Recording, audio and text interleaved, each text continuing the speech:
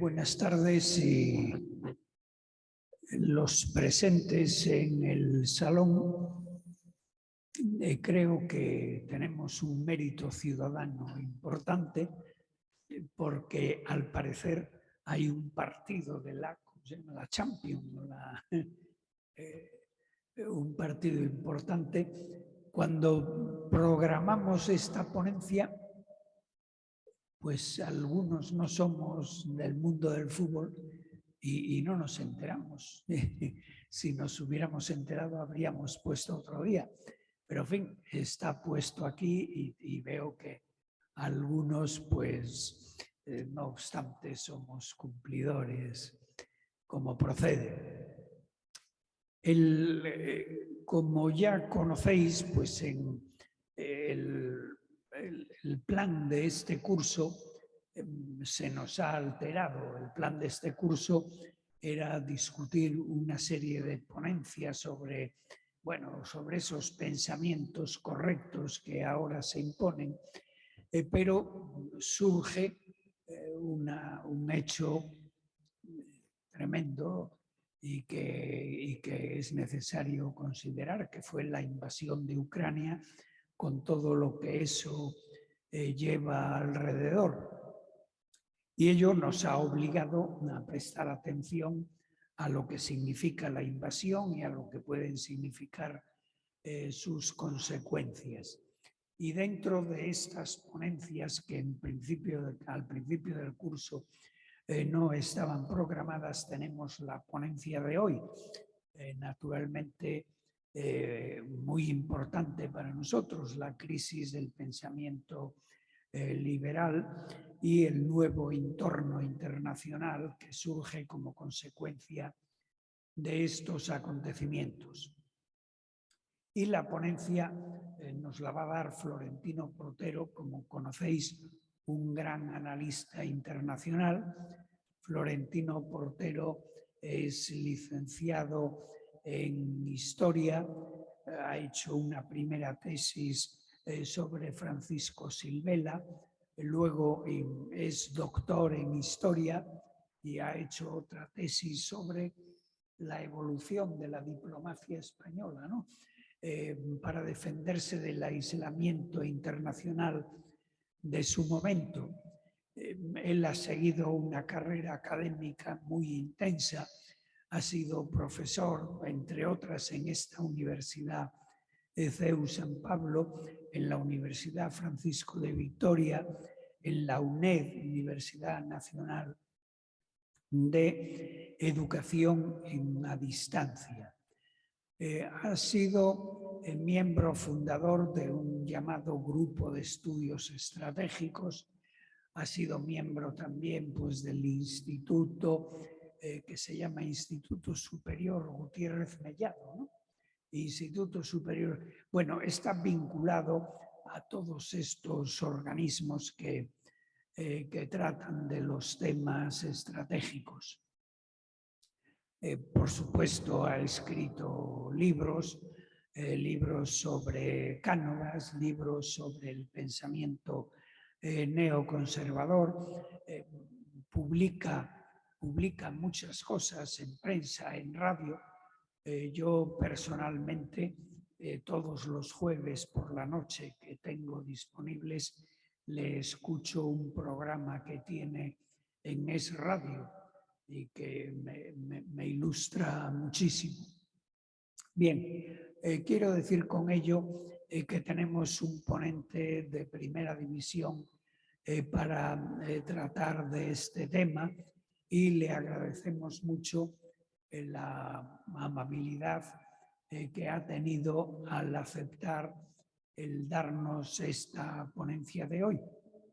Florentino, cuando quieras, tienes la palabra. Sí. Bueno, únicamente decir, ya lo he dicho en el chat, pero de todas formas, las personas que nos están escuchando en línea no pueden intervenir porque estamos en esta sala que no tenemos pantalla. Entonces, a través del chat, yo iré leyendo las preguntas.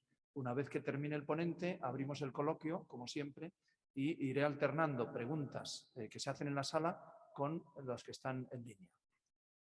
Nada más, gracias.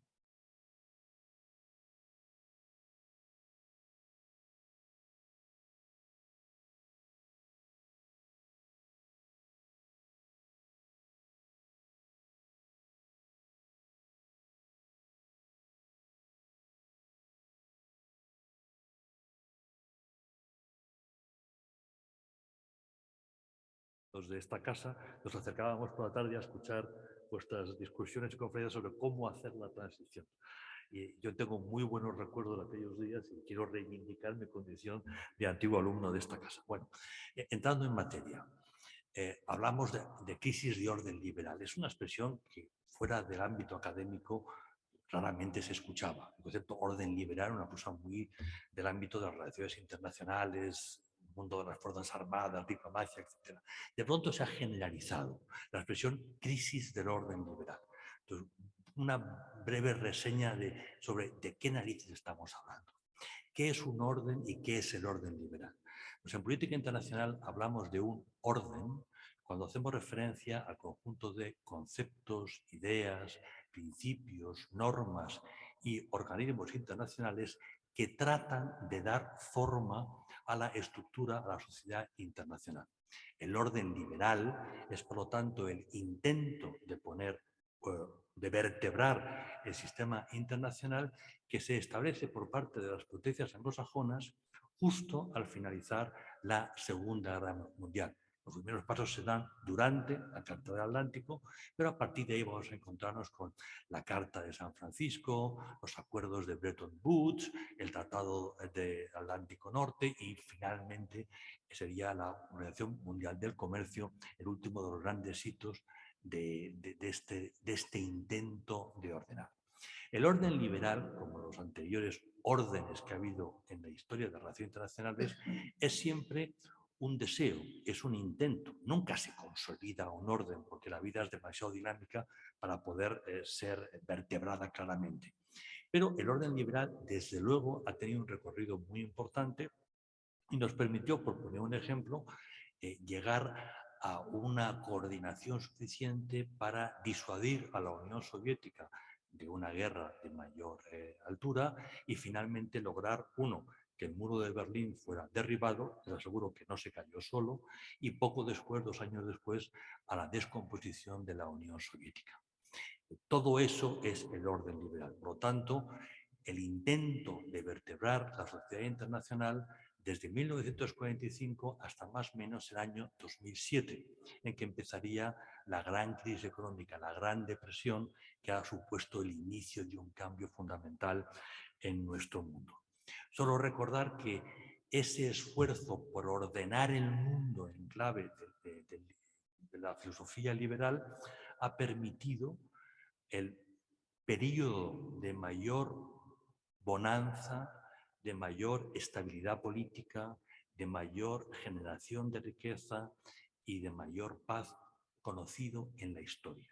No hay nada semejante al periodo 1945-2007 en la historia del mundo. La crisis del liberal es en realidad la expresión en el plano de las relaciones internacionales de un tema de mayor enjundia, de mayor profundidad, que es el cambio de época. Ya estamos hartos de hablar del cambio de época. Es una expresión que sobre todo popularizó el Papa Francisco al poco de llegar, cuando dijo, no estamos viviendo una época de cambio, sino un cambio de época. Fue una entrevista que dio, si mal no recuerdo, al Messaggero de Roma, y luego pues, ha ido asumiéndose. Es una descripción absolutamente cierta. Es verdad que la expresión cambio de época parece una expresión coloquial. Los historiadores le damos un sentido muy concreto. ¿Qué sentido le damos? Si recuperamos un poco una famosa metáfora del pensador Heráclito de Éfeso, allá por el siglo V a.C., lo entenderemos más fácilmente. Él jugaba con la imagen del río. Bueno, siempre que nos acercamos al río está ahí. Pero si nos detenemos un poquito más, vemos que la gota de agua siempre es distinta. Utilizando terminología española más reciente, diríamos, es la relación entre el cauce y el caudal. Parece que el cauce siempre está ahí, pero si nos fijamos, el caudal nunca es el mismo. Bien. A menudo lo vemos continuamente, hay cambios en el caudal. Resulta que un año ha nevado mucho y en primavera el deshielo es tremendo. O ha habido unas lluvias muy intensas y el caudal se desborda e inunda el entorno. A veces la presión con la que llega el agua modifica el cauce. Y así la historia de los ríos, la historia de la morfología, de la geomorfología, es tan dinámica como la historia de los seres humanos. Bien, un cambio de época es precisamente eso. Cuando la combinación de velocidad e intensidad en el cambio es tal que se llega a una nueva normalidad. La única constante es el cambio, ya lo sabemos, cada día es distinto. Nunca hay 2 días iguales. Y el cambio suele tener una tendencia hacia algo. Pero a veces se acelera tanto y aumenta tanto en intensidad que sencillamente pues, nos cambia la vida, cambia el mundo. En nuestro mundo, por edad más o menos pertenecemos al mismo mundo, es el mundo que corresponde a la tercera revolución industrial, que es la revolución industrial que surge con la Segunda Guerra Mundial. Las guerras son siempre tiempo de formidables avances tecnológicos porque las Fuerzas Armadas lo requieren, tiran de la tecnología. Entramos en el ámbito de la electrónica que sucede a la electricidad y de la electrónica vamos a ir avanzando hacia la primera etapa del mundo cibernético, que es lo que hemos venido conociendo en los últimos 25 años más o menos. Ahora entramos en otro tiempo que no se refiere a la tercera revolución industrial, sino a la cuarta, que venimos llamando revolución digital. Hace unos años se decía, bueno, entramos en otra revolución digital que será más o menos como las anteriores. Luego empezamos a decir, bueno, en realidad no. La que se nos viene encima no es comparable ni en la tercera ni en la segunda. Como mucho es a la primera revolución industrial. Ya hemos superado, digamos, esto es lo más parecido al neolítico que hemos conocido nunca. O sea, el cambio va a ser tan brutal que solamente lo podemos comparar con la revolución más importante de la historia de la humanidad, que es el neolítico. Y es tan importante porque no solo afecta a la tecnología y no solo afecta a los valores y a las ideas, tiene una dimensión antropológica enorme. Ya sabemos que con la revolución digital nos llega el entorno cibernético, nos llega la inteligencia artificial, nos llega el Internet de las cosas, nos llega la Smart City, la ciudad inteligente, hiperconectada, nos llega la quinta y sexta generación de las autopistas de la información que van a permitir cosas enormes, nos llega la informática cuántica que aportará una velocidad de proceso brutal que aprovechando la quinta y sexta generación de las autopistas de la información permitirá trabajar a enorme intensidad en la gestión de los datos. Pero sobre todo, lo más delicado es su dimensión bio. Cómo afecta al entorno antropológico. Ahora, si vemos un periódico cada día, nos encontramos inevitablemente artículos sobre en qué medida el surgimiento de la inteligencia artificial va a afectar al mercado de trabajo, va a afectar a la vida cotidiana, etcétera, etcétera. Es una especie de enfrentamiento entre el hombre versus la inteligencia artificial. En realidad, este es el primer párrafo del prólogo. El tema fundamental que nos llega después es cuando conectamos la inteligencia humana con la inteligencia artificial a través del vínculo de una neurona con un chip. Eso está en marcha. No estamos hablando de ciencia ficción. Eso es en lo que están trabajando en el MIT, en Caltech, en el Technion de Israel, etcétera, etcétera. Estamos en esa fase. Estamos en el momento de preparación de esa conexión, que nos llevará a un tema impresionante, que es cómo interacciona la lógica sentimental de la inteligencia humana con la lógica hiperrealista, hipercartesiana de la inteligencia artificial. Todos son mundos que por ahora sabemos que se nos viene encima, pero no somos ni mucho menos capaces de saber, de intuir qué efectos va a tener. Pero por eso la revolución a la que vamos es una revolución realmente mayor en la historia de la humanidad. que ya veremos si el hombre tiene estómago suficiente para hacer digestión de todo ello e incorporarla, o si finalmente entramos en un colapso civilizacional como algunos temen. Bien, hoy no toca hablar de la revolución digital, pero sí toca recordar que cuando hablamos de crisis del mundo liberal es sencillamente la dimensión en el plano internacional de un tema de mucho más claro, que es un cambio de época. Y un cambio de época que afecta a la manera de pensar, a la manera de convivir, a la manera de trabajar y también, evidentemente, a cómo nuestra vida física va a funcionar. Entrando en más materia, una de las dimensiones, aunque en realidad es un proceso paralelo pero alimentado por, es la globalización, el término globalización. Aquí nos encontramos con un problema de orden semántico. Los historiadores le damos un sentido y los economistas le dan otro. Y hoy se ha impuesto como no el de los economistas, que nunca aciertan pero tienen más mando que los historiadores. Para un historiador, la globalización es un proceso. O sea, la historia de la humanidad tiene tres grandes fases. El sapiens, que nace junto con otros homínidos en África. La fase segunda es el sapiens sale de África y se dispersa y coloniza todo el planeta. En esa dispersión surgen las culturas, sobre todo cuando llega el neolítico, cuando el sapiens se asienta porque empieza a ser capaz de gestionar la agricultura. Y con la agricultura aparece la convivencia, ya no son minigrupos que van de un lado para otro recolectando y cazando, ya son grupos más intensos. Se desarrolla la lengua, surge el derecho muy temprano junto con la lengua, es más, el derecho tira de la lengua, porque hace falta encontrar conceptos para regular la convivencia, y con la lengua y con el derecho surge la primera teología, es decir, cómo respondo a las preguntas ¿cómo diríamos?, del sentido de las cosas.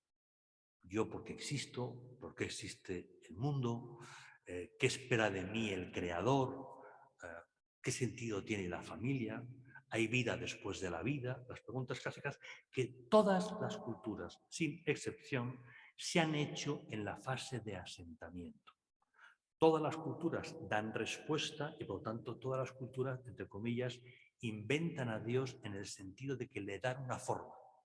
Todas las culturas dan por sentado que hay un creador, que hay una inteligencia que da sentido a las cosas, pero cada cultura reviste al creador de una manera distinta. Esta es la segunda gran fase, la fase de la dispersión.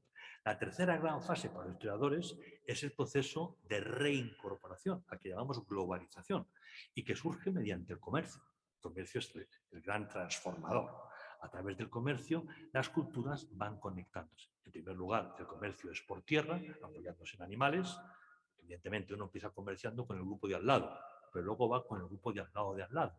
Y poco a poco, a través del apoyo con los animales, sean caballos, borricos o dromedarios, pues sencillamente se empieza a mercar. Luego aparece la navegación de cabotaje cerca de la costa. Y más adelante, ya mucho más adelante, nos encontraremos con la navegación de mar abierto. Y todo ello ha ido integrando el planeta. Cuando yo era chaval, años 60, la década de los 60, Japón estaba lejísimos. Y todavía había mucha gente en nuestro país que no conocía el mar.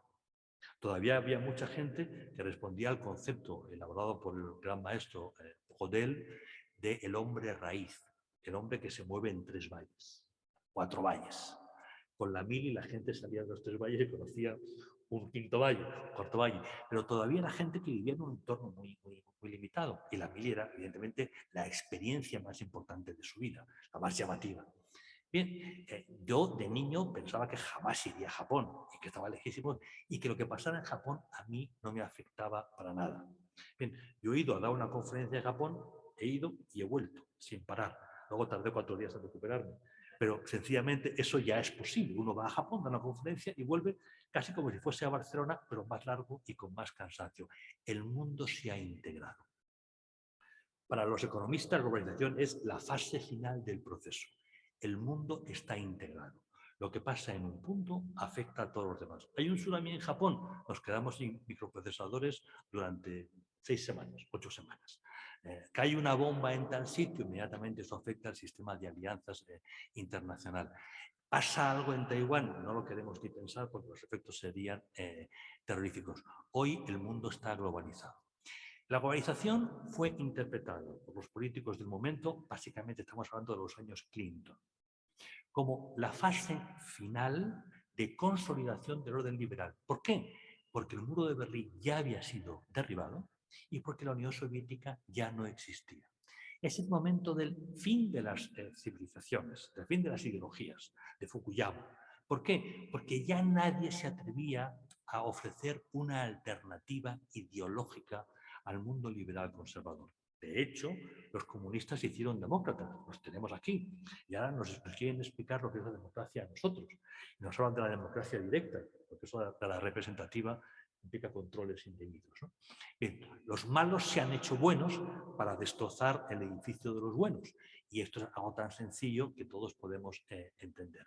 En ese contexto de optimismo, se percibe la globalización como el mecanismo socioeconómico que va a consolidar el orden liberal. Sin embargo, el hombre propone y Dios dispone y las cosas no han salido como estaban previstas. La globalización ha generado dos líneas fundamentales de rechazo que tendrán un efecto sobre el orden liberal. La primera línea es cultural. En el momento en que el mundo se integra, empieza a generarse una cultura global. Como la integración procede de Occidente, esa cultura emergente es una cultura occidental. Y eso va a tener efectos en muy distintas partes del mundo. Si queremos entender qué es el islamismo, la base cultural y política de la yihad, es sencillamente esto. Es una reacción ante la globalización occidental. Pero también va a generar una reacción dentro del propio mundo occidental, en todos los países. ¿Por qué? Porque muchos sienten que su cultura nacional está en peligro ante una cultura global. Aparece el término globalismo por parte de los contrarios a la globalización. Y esos contrarios sencillamente votan y en todas partes vamos a ver cómo el rechazo a la globalización desde el punto de vista cultural va a tener un efecto inmediato sobre el sistema de partidos. Podemos hablar de Estados Unidos, podemos hablar de Inglaterra, del Reino Unido, podemos hablar de España o podemos hablar de Francia. Da igual. En todas partes el sistema de partidos ha sufrido un duro cambio, una dura presión como efecto de este rechazo. Pero el rechazo no es solamente cultural.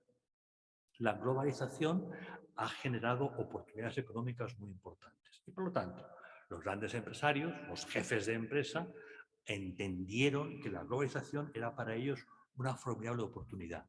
Si deslocalizo, ahorro costes. Si deslocalizo, me acerco a nuevos mercados. Si deslocalizo en países críticos, con mercados muy importantes, voy a poder acceder desde dentro de sus mercados. Las empresas importantes que se han deslocalizado han generado beneficios sorprendentes. Y evidentemente la clase política lo veía bien por dos razones. La primera, ingresos fiscales. Si te va bien, me va bien. Y segundo, porque estaba ayudando al desarrollo económico y social de países que estaban en otra fase de desarrollo. Y eso era bueno para el orden liberal. Porque sencillamente vamos a ir consolidando clases medias. Las clases medias son moderadas. Si son moderadas, entrarán en este juego, irán poco a poco asentándose y forzando a gobiernos representativos. Iremos consolidando el mundo que queremos consolidar. Pero la deslocalización tiene sus víctimas, fundamentalmente aquellos trabajadores o ingenieros que se han quedado sin trabajo por la sencilla razón de que la empresa se ha mudado a Vietnam, la empresa se ha mudado a China. Y esa gente, que unos son de mono azul y otros han hecho un máster en Stanford o han estudiado en ICAI o han estudiado en la Polytechnique francesa, pues dicen, oiga, a mí me han dejado de lado. Y aquí nos encontramos una segunda corriente que se suma al rechazo cultural al que antes he hecho referencia. Bien por razones culturales, bien por razones socioeconómicas, se ha forjado un movimiento muy importante de rechazo a la globalización que está perturbando, que está alterando muy seriamente el sistema de partidos políticos. Hoy, en todo Occidente, nos encontramos una crítica muy dura a las élites políticas por haber llegado a un conchabeo con las élites corporativas en beneficio propio y abandonando a los propios ciudadanos del país. Lo paradójico, lo interesante, es que este rechazo no es de derechas o no es de izquierdas, porque es al mismo tiempo de derechas y de izquierdas. Surgen fuerzas políticas a la derecha y surgen fuerzas políticas a la izquierda que nos hablan de los mismos temas. Proteccionismo, nacionalismo, crítica a la inmigración, crítica a las élites, crítica a los organismos internacionales y críticas a los acuerdos de libre comercio. El caso más bonito, más sencillo desde el punto de vista académico, es la Asamblea Nacional Francesa, que es formidable. Hay una enorme fuerza política a la derecha, hay una fuerza política a la izquierda, que dicen casi lo mismo, pero son incompatibles. La fuerza minoritaria que estaría en el centro, que son globalistas, que son europeístas y que son atlantistas, a la manera que un francés es atlantista y europeísta, sencillamente puede gobernar por la incompatibilidad de los otros que están de acuerdo en lo fundamental. Porque sencillamente están rechazando el mundo que procede de la tercera revolución industrial y que procede de la globalización y que están planteando una alternativa. Bien, si entendemos esto, podemos entender que como la política internacional es solo una expresión de la política nacional, o dicho de otra manera, solo hay política, los adjetivos los ponemos para entendernos, desagregamos por razones académicas, para acercarnos a la realidad y comprenderla, pero en realidad solo existe la política. Y lo nacional y lo internacional son dimensiones de la política. Si se produce un cambio social y se produce un cambio cultural, eso automáticamente revierte en la política internacional. Si cambia el sistema de partidos políticos, si cambian los gobernantes, eso inmediatamente se refleja en la política internacional. Bien, durante las administraciones norteamericanas de Clinton y de Bush, 8 años más 8 años, es el tiempo en el que los americanos creen que la globalización es la fase de consolidación del orden liberal. La aparición de Obama, que básicamente es un cambio generacional, apunta ya en otra dirección. Con Obama, Estados Unidos entra en el retraimiento. No es aislacionismo, ni aislamiento, porque Estados Unidos no puede aislarse, una potencia comercial nunca puede aislarse. Pero con Obama el mensaje es muy claro. Mire, nosotros solo nos inmiscuimos ya en temas que son de nuestro inmediato interés. Lo más llamativo sería, por ejemplo, el conflicto de Siria. Obama no quiso entrar en Siria, Obama mintió con el tema de la famosa línea roja, que los sirios pusieron a prueba y descubrieron que iba de farol, y el hecho de que Estados Unidos no interviniese en el conflicto de Siria ha supuesto que hoy Arabia Saudí, Emiratos, Omán estén dando la espalda a Estados Unidos, hayan rehecho sus relaciones con Irán y tengan sus relaciones preferenciales con China y con Rusia. Estados Unidos ya no es el protector del Golfo, como tampoco acaba de ser el protector europeo. Este tiempo ya ha pasado. La tercera revolución industrial ya ha pasado. El orden liberal ya no está vigente. Si con Obama se mantienen las formas elegantes, pero sencillamente Estados Unidos deja de pensar en Europa, con Trump nos vamos a encontrar una situación distinta. Las maneras, las formas son muy otras, y Trump deja muy claro que está en profundo desacuerdo con la posición de los europeos por cómo los europeos actúan respecto de Rusia y el desinterés de los europeos en invertir lo mínimo para mantener la Alianza Atlántica como una alianza operativa, y amenazó muy seriamente con que Estados Unidos se retiraría de la Alianza Atlántica. Con Obama primero y con Trump después, Estados Unidos deja muy claro que su interés está en el Indo-Pacífico, que su interés está en la contención de China, que su interés está en el desarrollo económico de Estados Unidos y que, por lo tanto, sus antiguos compromisos de proteger Europa o de proteger a los árabes del Golfo Pérsico, todo eso ya es historia. Hay un caso particularmente importante que es la cumbre de Bucarest del año 2008, cumbre de la Alianza Atlántica. 2008 es la invasión de Georgia por parte de Rusia. En la cumbre de Bucarest, Estados Unidos lo que presenta es el siguiente planteamiento. Rusia ha invadido Georgia, este es un paso previo en un proceso de recuperación de territorios que fueron en su momento de soberanía del Imperio Ruso o de área de influencia soviética. Por tanto, en un periodo no superior a 10 años, Rusia va a invadir Ucrania. Tenemos que tomar los aliados una decisión. ¿Qué hacemos? ¿Incorporamos a Ucrania antes de tiempo, aún no reuniendo condiciones? ¿Establecemos un principio de disuasión? La respuesta de los europeos, brillante, fue: ese análisis es incorrecto. En realidad, Rusia no piensa invadir Ucrania en ningún caso. A partir de ese momento, Estados Unidos hizo un switch off, apagó y dijo: perfecto, ustedes van por una parte, nosotros vamos por otra, no tenemos nada de qué hablar. La alianza ha estado hibernada desde el año 2008 hasta la cumbre de Madrid. Para los norteamericanos, la alianza ya fue únicamente un club de diplomacia, ¿no? Ya sus militares dejaron de pensar en la alianza atlántica de verdad como lo que originalmente era, que es un sistema de defensa colectivo. Bien, la experiencia norteamericana con Obama y con Trump, incluso con el inicio de la etapa de Biden en la vergonzosa retirada de Afganistán, ha llevado a su vez a los europeos a plantearse si Estados Unidos es el aliado que queremos, es el protector que queremos. Europa ha sido un protectorado norteamericano durante décadas y nos ha ido muy bien. Gastábamos poco en defensa, la capacidad nuclear norteamericana disuadía a los soviéticos, a los rusos y a quien fuera, y nosotros podíamos seguir prosperando e invertir cada vez más en estado de bienestar. Pero desde Obama y con Trump, ya sencillamente el papel de Estados Unidos no genera tanta confianza. Y muchos europeos han empezado a pensar precisamente sobre este tema, sobre si realmente nos interesaba o no nos interesaba avanzar.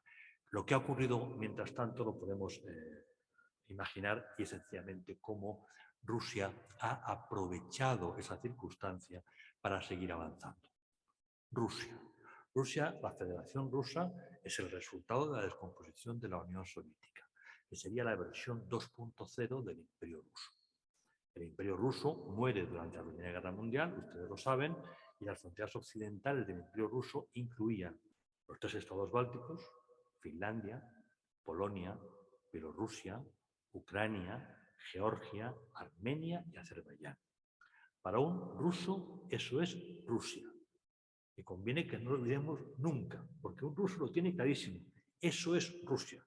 Y solo la maldad occidental ha impedido o impide que Rusia controle esos territorios. Esa es la visión que tiene un ruso del tema. Tras la descomposición de la Unión Soviética, Rusia entra en una profunda decadencia.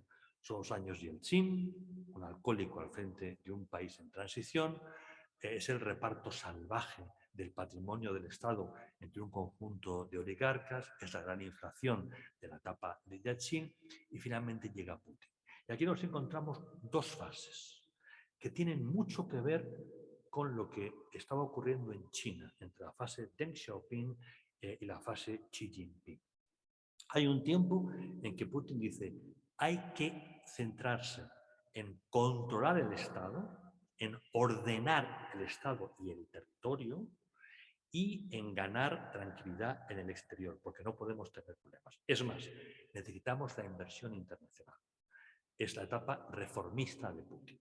En esa etapa, la Alianza Atlántica crea el Consejo Rusia-OTAN. Rusia ha tenido durante años un embajador, un representante permanente dentro de la Alianza Atlántica. Igual que España tenía un conjunto de metros cuadrados y de funcionarios dentro del edificio central de la Alianza, Rusia tenía un representante permanente y un conjunto de funcionarios dentro. Por parte de la Alianza, lo que se trataba es: vamos a ver si generamos un ambiente de confianza como para que los viejos problemas con Rusia desaparezcan. Es más, estaba sobre la mesa la posibilidad de que Rusia llegara a ser miembro de la Alianza Atlántica, aunque para eso tendría que pasar un tiempo y ver si realmente Rusia encajaba o no encajaba. En ese tiempo, Rusia va consolidando su posición, va ordenando su economía, va recibiendo inversiones muy importantes, vamos haciendo gasoductos para vincular, porque un gasoducto es un vínculo, y un vínculo, suponemos los occidentales, que es una garantía de paz. No todo el mundo es occidental, no todo el mundo lo ve igual, pero para nosotros era una forma de estabilizar, de asegurar una relación. Pero lo que Putin pudo constatar es que acercarse a nosotros implicaba en el medio plazo contagiarse en nosotros. Hace el mismo análisis que hizo Stalin cuando rechazó el Plan Marshall, o el mismo análisis que encontramos en los manuales de la Unión Soviética, en los manuales escritos por, ¿cómo se llamaban?, Ponomaryov y Gromyko. Eran 2 volúmenes, que era el Manual de Política Internacional que estudiaban los funcionarios soviéticos. Y aquel manual lo que explicaba es que todo acercamiento a Occidente implica el contagio de las ideas decadentes de Occidente, y que por tanto es muy peligroso.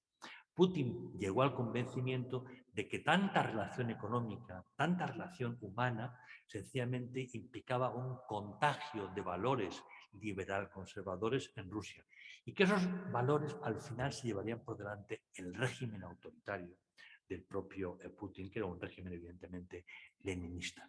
Y a partir de un momento, cuando ya se siente fuerte, Putin da la vuelta. Ya se inicia el proceso que en China ha iniciado Xi Jinping, por la misma razón, de bueno, ya tenemos la casa en orden, ya somos capaces de generar riqueza, ya exportamos materias primas y tenemos divisas, ahora ya podemos empezar a recuperar territorio. Nos encontramos con la crisis del Transnistria moldavo, la crisis de Georgia, que se lleva por delante a Abjasia y Osetia del Sur, en el año 14 la crisis de Crimea, en el año 15 la crisis del Donbass. En todos estos casos, Rusia lo que hace es lo que hace un adolescente con sus padres, es el tanteo. A ver a qué hora puedo llegar esta noche. Si me dicen a las 10, pues vamos a ver si consigo 10:30. Si me dicen a las 10:30, a ver si consigo las 11. Estamos tanteando a ver hasta dónde puedo llegar y a qué precio. Me pueden regañar, me pueden castigar, pero si el castigo es llevadero, puedo seguir adelante. Y el castigo por Transnistria, por Abjasia, por Osetia del Sur, por Crimea y por el Donbass fue muy llevadero. Y por lo tanto, en el fondo generamos el mismo efecto que el acuerdo de Neville Chamberlain con los sudetes checos. ¿Recuerdan ustedes las fotos de don Neville con la hojita paseándola? Pues el mismo ridículo que han hecho los dirigentes europeos negociando con Putin.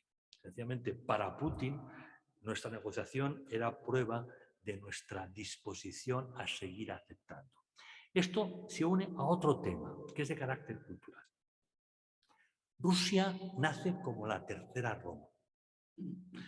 El Ducado de Moscovia crea Rusia, a partir de la palabra Rus, que ahora veremos qué quiere decir, cuando Bizancio cae ante el turco. Bizancio es la segunda Roma, es la Roma de Oriente, el Imperio de Oriente.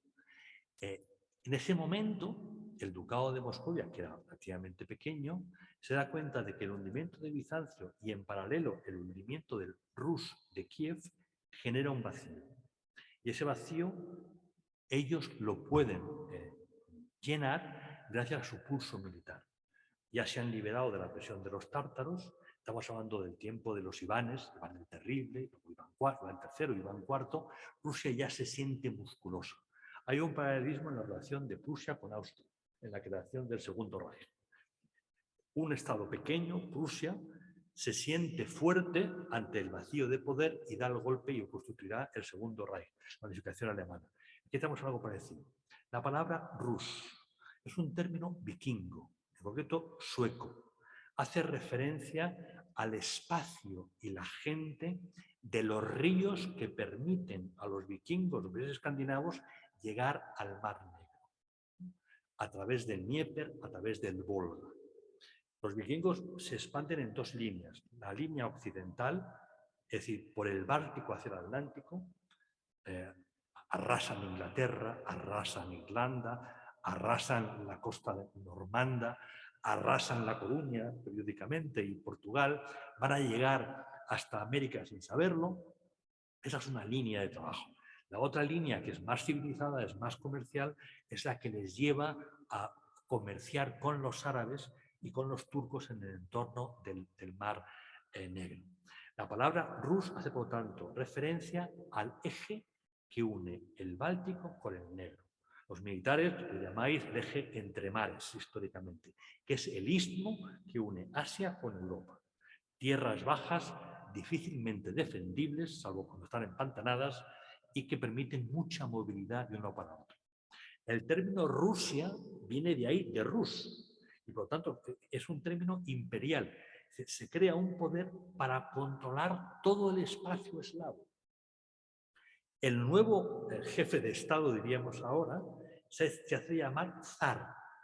Zar en ruso quiere decir César, no es rey y no es emperador, es César, porque se trata de la tercera Roma.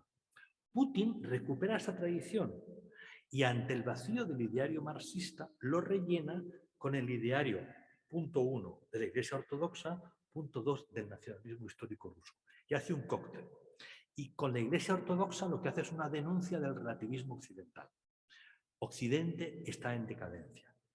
Es la crisis de la posmodernidad, es el relativismo. Solo nosotros, los rusos, defendemos de verdad la cristiandad. Putin defendió la cristiandad, que nos encanta, tiene su interés. Pero para un leninista, para un hombre del KGB, es un producto a utilizar en un momento determinado. Entonces, a partir de aquí se genera todo un ideario que trata de filtrar determinados sectores del ámbito occidental.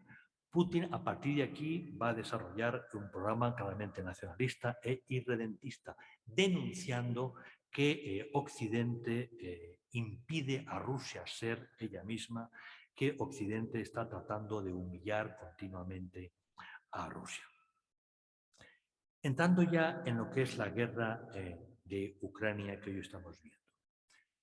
¿Cómo la ven los rusos y cómo la vemos nosotros?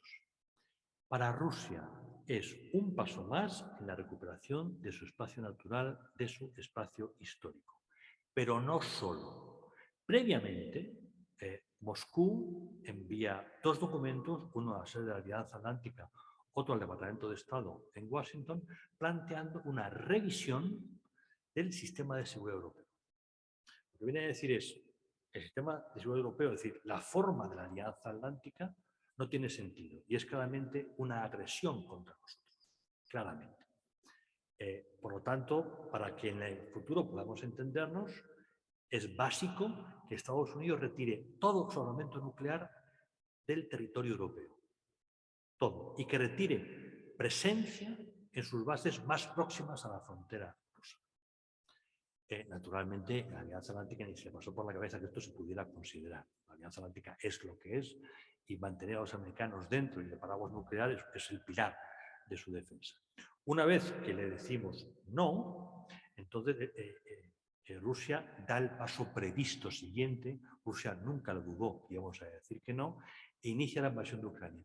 Pero entendida como algo que va más allá de controlar el territorio que fue de ellos.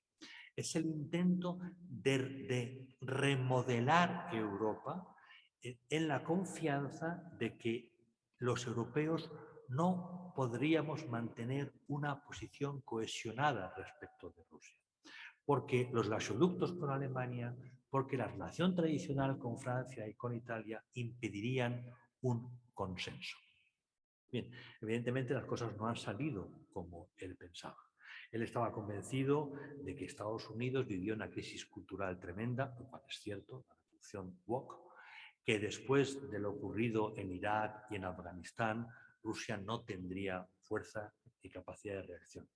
Rusia estaba convencida de que los europeos, por nuestros vínculos con Rusia, tampoco seríamos capaces, que al final aceptaríamos más o menos una división de Ucrania, por la cual una parte de Ucrania se incorporaría a Rusia y otra parte de Ucrania quedaría como un estado vasallo de Rusia, supuestamente independiente, pero sin capacidad alguna para poder funcionar. Y aquí entramos en otro tema que es muy importante entender para a su vez comprender tanto la posición rusa como la respuesta sorprendente para los rusos que hemos dado. En derecho internacional existe el principio denominado de puertas abiertas, que aparece tanto en el Tratado de la Unión Europea como en el Tratado del Atlántico Norte. El principio de puertas abiertas quiere decir que el tratado acogerá a cualquier Estado que reúna las condiciones que impone el tratado. En el caso del Tratado del Atlántico Norte, la primera condición tiene que ser una democracia. A veces los miembros se olvidan de ese tema. Portugal entró sin ser una democracia, por ejemplo, pero bueno, Turquía entró sin ser una democracia, pero hay excepciones. Lo segundo es ser un Estado que está en el marco geográfico recogido por el tratado, que no recuerdo si es el artículo 6. El tercero es ser capaz de controlar tus fronteras. O sea, tú no puedes entrar con un problema. Los problemas llegarán después. Tú entras con el pleno control soberano de tu territorio. Bien, tanto la Unión Europea como la Alianza Atlántica han ido admitiendo a estados de la Europa Oriental que reunían más o menos esas condiciones. No así Ucrania, que no reunía condiciones en ningún momento, pero sí otros, por ejemplo, Polonia, por ejemplo, Hungría. Para esos estados, que conocen muy bien lo que es Rusia, su futuro pasa por dar la espalda a Rusia. Es algo que une a un estonio con un polaco, con un búlgaro. Mi futuro tiene que estar lo más cerca de Bruselas posible y lo más lejos de Moscú posible. Para Rusia, eso sencillamente es una operación de la Alianza Atlántica y la Unión Europea para acorralarles. En realidad, en Bruselas no ha habido voluntad de acorralar. Lo que ha habido es un pensamiento burocrático. Y nosotros llevamos tanto tiempo con la paz asegurada que hemos dejado de pensar en términos de política internacional. Tanto la Unión Europea como la Alianza Atlántica están llenas de funcionarios que respetan perfectamente las normas, hasta el aburrimiento y hasta el desquiciamiento de los demás, pero hay que cumplir los procedimientos. Y hemos sido capaces de aceptar el ingreso de estos estados en la Alianza y en la Unión sin pensar suficientemente en los efectos sobre la otra parte. En términos de política clásica, diríamos lo siguiente. Si les invitamos a entrar, tenemos que generar una capacidad de disuasión sobre Rusia. Y si no queremos generar una capacidad de disuasión sobre Rusia, entonces hay que ir a la creación de un espacio colchón. Antes se decía espacio, como decía, no, una palabra puede ser agradable, pero vamos a olvidarlo. Que separara suficientemente a Rusia de la Europa centro-occidental. Pero lo que no se puede hacer en términos de política clásica es incorporar estos estados intuyendo el efecto que va a tener sobre Moscú sin al mismo tiempo generar una capacidad de disuasión. Este es un tema básico que ayuda a entender por qué a veces pasan cosas que no deberían pasar, por la sencilla razón de que hemos dejado de pensar en términos clásicos y nos hemos convertido en unos funcionarios postmodernos que pensamos que el derecho es toda la realidad. El derecho es básico, el derecho es civilización, pero en política internacional existe algo más que el derecho, que es el ejercicio del poder. El ejercicio del poder pasa por la empatía cultural. No todo el mundo es como nosotros, no todo el mundo piensa como nosotros. Los chinos no piensan como nosotros, los indios no piensan como nosotros y desde luego los rusos no piensan como nosotros. Mucho que pensemos nosotros que los rusos son europeos. Los rusos se empeñan en explicarnos, si que queramos escucharles, que ellos no son europeos, que ellos son rusos, que es una cosa claramente distinta. Bien, vamos a ir ya acabando y quisiera subrayar una serie de elementos básicos sobre lo que está ocurriendo hoy. En el plano militar, Rusia invade. Rusia cree que lo va a tener muy fácil porque no tiene capacidad de resistencia. Rusia tiene totalmente infiltrados los servicios de inteligencia ucranianos. Una de las primeras cosas que hubo que hacer fue fusilar al jefe de la inteligencia ucraniana, que estaba evidentemente sirviendo al GRU, a la inteligencia militar rusa. Para sorpresa de Putin, para sorpresa nuestra, la capacidad operativa de las Fuerzas Armadas rusas eran muy inferiores a lo que pensábamos. Los militares rusos, profundamente corruptos, llevaban tiempo repartiendo ese presupuesto y habían engañado a Putin igual que a nosotros. Putin creía que había modernizado las Fuerzas Armadas rusas y no, había modernizado los bolsillos de algunos altos oficiales rusos.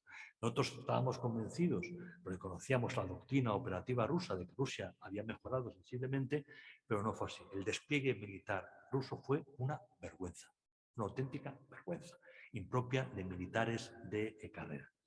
Y eso permitió algo que no estaba en la cabeza de nadie, y es que los ucranianos resistieran. Los norteamericanos nos reconocen que los informes de inteligencia apuntaban a que como mucho, en el mejor de los casos, Ucrania aguantaría 3 semanas.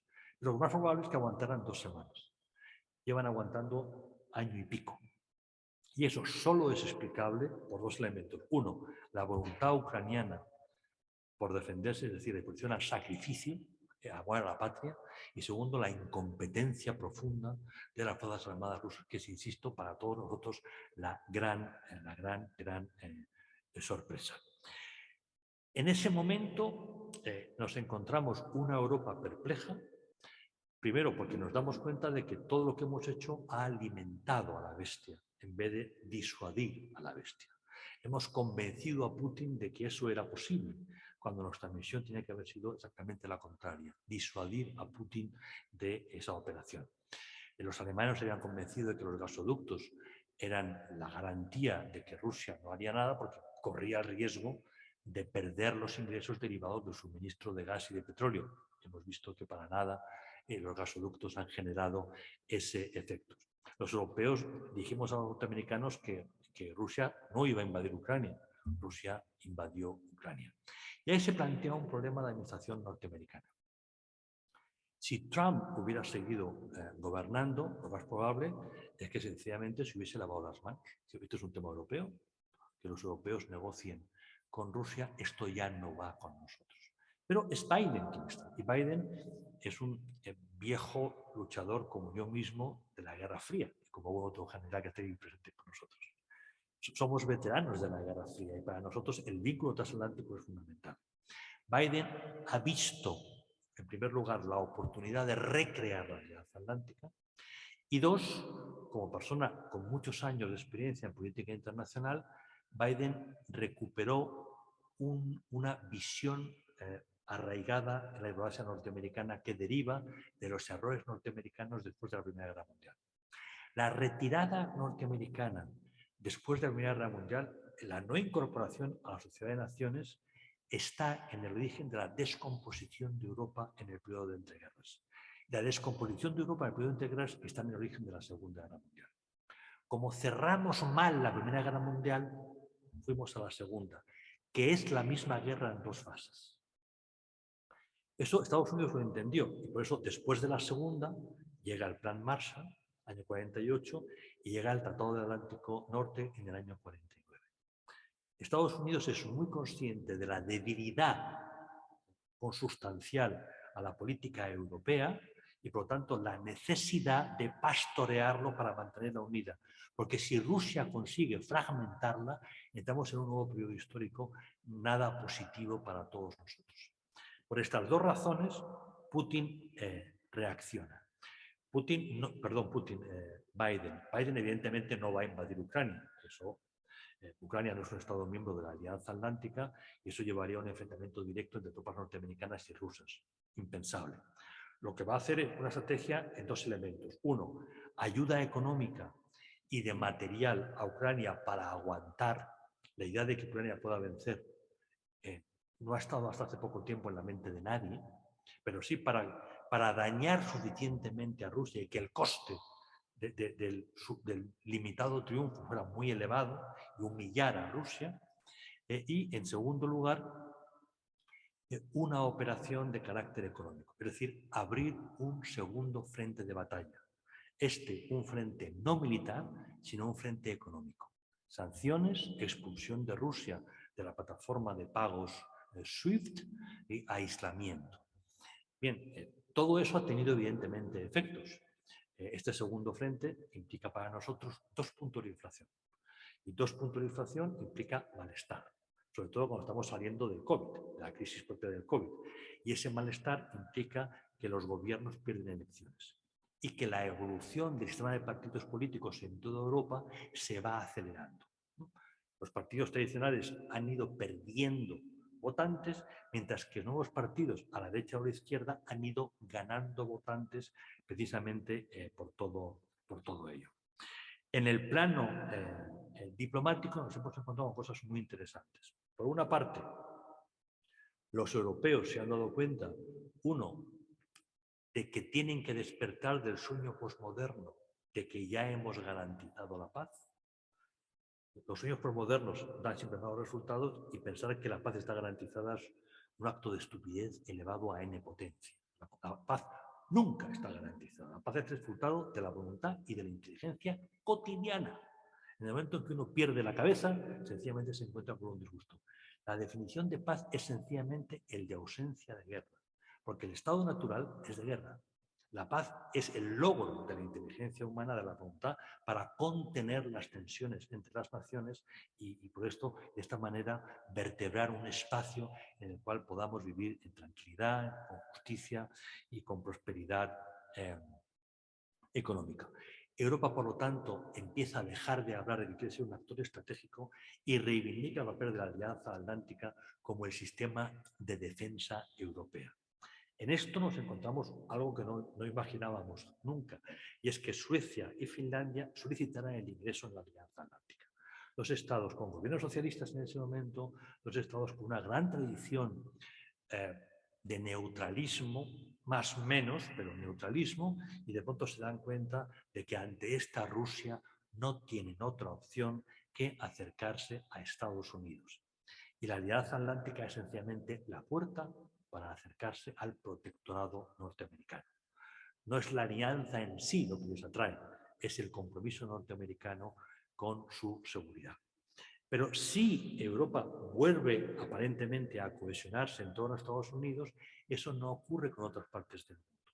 América Latina, el mundo árabe, particularmente el Golfo, India, el espacio ASEAN, deciden no sumarse a esto, por distintas razones, que van de estas no son mis batallas, a sencillamente decir, mire, los norteamericanos nos llevan mareando desde hace unos años. Los cambios de timón norteamericano han convertido al viejo protector en un actor imprevisible. Y ante ello damos dos pasos para atrás, porque ya no confiamos en Estados Unidos. Esto es lo que tienen en común todas estas posiciones. Luego ya si bajásemos a cada una de ellas veríamos que hay matices. Pero es muy interesante, por ejemplo, el tema del Golfo Pérsico, Emiratos, o el tema del espacio ASEAN, que son naciones en grandísimo desarrollo económico, que van consolidando democracias, donde el Estado de Derecho se va imponiendo, que necesitan a Occidente, pero dicen, oiga, mire, yo tengo que entenderme con China y empiezo a no fiarme de los norteamericanos porque de un día para otro dan unos bandazos absolutamente imprevisibles. Por lo tanto, en el plano diplomático, si el bloque atlántico se ha fortalecido, por lo menos aparentemente, cuidado, porque el denominado hoy Gran Sur, creo que es un concepto chino, está desgajándose del espacio de influencia norteamericano y eso es algo realmente importante. En la actualidad, lo que vemos en Ucrania es que Rusia ya tiene claro que no va a vencer en el plano militar, que le va a costar muchísimo cada metro. La última batalla, la batalla de Bakhmut, según cifras que he podido leer y que parecían medianamente serias, supone 20.000 muertos rusos y en total entre muertos y heridos más de 100.000. En una batalla que no han ganado y sobre la que han concentrado una enorme fuerza. Con este nivel de bajas, más propio de la Segunda Guerra Mundial que de una guerra moderna, más propio de generales de los de antaño y no de los de Ogaño, no los de hoy, sencillamente Rusia lo que puede hacer es lo que aparentemente está haciendo, que es atrincherarse. Abrir trincheras, consolidar posiciones, fortalecer sus capacidades artilleras y dificultar el avance ucraniano. Ucrania tampoco tiene tantos medios, tampoco tiene tantos soldados, ¿no? Ha tenido bajas muy importantes. Ucrania no lo va a tener fácil, pero Ucrania por lo menos va a intentar abrir una brecha que separe de nuevo el Donbass de Crimea. Ucrania tiene que recuperar su acceso al mar de Azov para desde ahí poder dañar más fácilmente las posiciones rusas. Para Rusia, el futuro no pasa por una resolución de carácter militar, sino diplomática. Una guerra de desgaste llevará al aburrimiento de los occidentales. Y sabemos que nos aburrimos pronto. Y por lo tanto, aburridos dejaremos de ayudar a Ucrania. Y Ucrania se verá forzada a buscar una salida diplomática que pase por la división de Ucrania. Este es el plan ruso. Pero Rusia en estos momentos ya no es el actor es China, que es la otra gran potencia. China no tiene que ver con el origen, pero cuando estábamos a punto de empezar, China firmó un documento básico que recomiendo su lectura es el comunicado conjunto Putin-Xi del 4 de febrero del año 22. Es justo antes de iniciarse las operaciones y se da en el entorno de las Olimpiadas de invierno. Ahí se hace una presentación de la crisis de Ucrania comparándola con la crisis de Taiwán y claramente explicando que el denominado orden liberal es una expresión del imperialismo occidental y que Rusia y China comulgan con un compromiso para acabar con el orden liberal e imponer un orden más justo, un orden que viene de sus democracias. Reivindican que ambos sistemas son democráticos y que la visión occidental de lo que es democracia es una visión cultural que solo afecta a una parte del planeta. O sea, reivindican la legitimidad de sus sistemas políticos contra la visión occidental. China está con Rusia. China no va a permitir que Rusia pierda. China es el gran beneficiado. ¿Por qué? Porque Rusia depende de China. Rusia está vendiendo a China hidrocarburos, materias primas y tierras raras a precios que pone China. Rusia está utilizando las plataformas de pagos chinas y está actuando en yuanes. Al mismo tiempo, otros estados del Gran Sur están igualmente empezando a utilizar el yuan como divisa en sus relaciones con China e igualmente están empezando a utilizar las plataformas de pagos chinas. Esto no implica, ni mucho menos que la hegemonía del dólar esté en cuestión, no, pero sí que el margen de influencia del dólar está disminuyendo. En cantidades no preocupantes, porque la economía rusa no es ni mucho menos una economía de referencia, pero atención, China está ganando espacio como ente financiero. China está vendiendo a Rusia muchas cosas que Rusia necesita. Hay un debate hoy sobre si China vende o no armas. Bien, los generales que nos acompañan, sobre todo si son del arma de ingenieros, que es el arma más importante de arma de referencia, saben que el concepto arma en el siglo XXI, en la revolución digital, dista mucho del cañón de la segunda revolución industrial o anterior. Sencillamente, el arma más importante hoy es un ordenador. Un microprocesador es un arma porque todo o casi todo es de doble uso. Evidentemente Rusia puede fabricar cañones. Lo que es más complicado son los microprocesadores, son las placas, son todos los elementos que hacen que un arma sea inteligente. Y China está proveyendo, como no, a Rusia de sistemas complejos para poder avanzar en este tema. China se está beneficiando del desenganche del Gran Sur respecto del bloque occidental y está penetrando a través de la ruta de la seda en este entorno. Por eso hoy el conflicto va mucho más allá de que Rusia quiere invadir Ucrania. En primer lugar, Rusia cuestiona el sistema de seguridad europeo. Y segundo, China utiliza a Rusia y a la guerra de Ucrania para cuestionar el sistema internacional, la vigencia del orden internacional. Y este es el tema que debe ocuparnos, el no caer en la tentación facilona de decir, bueno, esto es un conflicto localizado que está allí y que trata de repartirse unos metros cuadrados. No va de parcelas, va del sistema de seguridad global, que es evidentemente hoy lo que más nos ocupa. Ya no hay un orden, estamos en un entorno y ese entorno se caracteriza por la tensión entre grandes potencias, por la tensión de nuevo ideológica sobre cómo vertebrar la relación entre las naciones, la clásica sociedad internacional. Y dicho esto, he hablado una hora y antes de que me quiten la palabra con más o menos violencia, la devuelvo. Muchas gracias.